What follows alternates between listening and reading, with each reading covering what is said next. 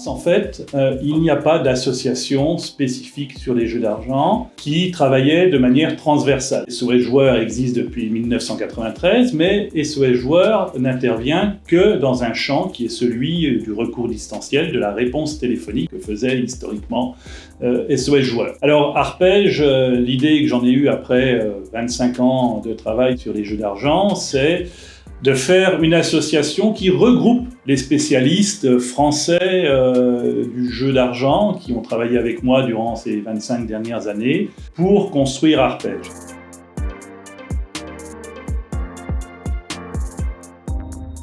Arpège est construit sur 3 pôles, un pôle de recherche et développement, un pôle de prévention et de partenariat, et puis un pôle qui est le recours distanciel, dont la fusion de SOS avec Arpège.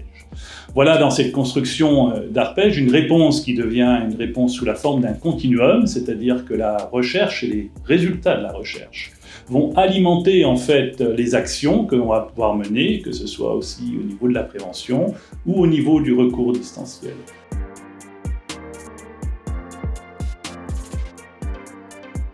On a comme idée de développer aussi, je dirais, la thérapie online qui va nous permettre de prendre en charge, d'accompagner des joueurs qui peuvent être en difficulté pendant un laps de temps où il ne peut pas y avoir de réponse dans les XAPA, les centres de soins spécialisés en addictologie. Et dans ce laps de temps, les joueurs qui sont en difficulté demandent une réponse immédiate. Et on va s'atteler à amener cette réponse.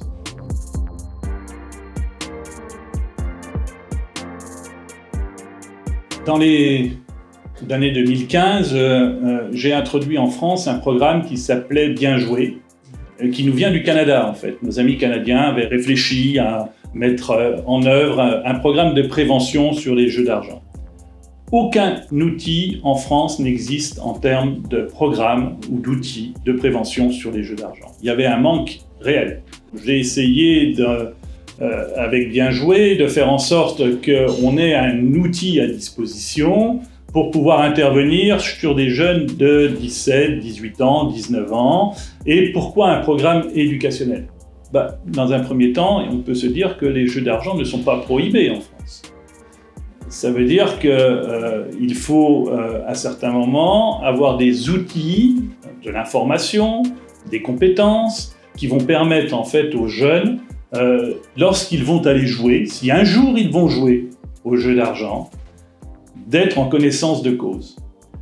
Ça va être tout un travail de réflexion sur les 4 activités que nous avons développées à l'époque avec Bien jouer et qui se transformera aujourd'hui dans le programme Opéra, de manière à ce que Opéra soit plus au fait des pratiques de jeu que ne l'était Bien jouer à l'époque.